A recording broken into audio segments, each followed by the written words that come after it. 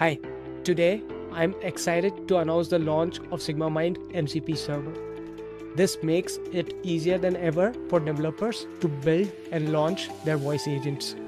In addition to being able to use our APIs, developers often need the simplicity of MCP in certain use cases, where with a single URL, you can create an agent, trigger an outbound voice agent call, fetch conversation insights from the past conversations that your agent has had, or just add voice agent capabilities to your existing tools or workflows that support MCP.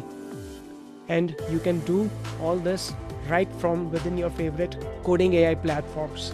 The SigmaMind MCP server is live now, and I can't wait to see how you guys use it to build your voice agents. Check it out now.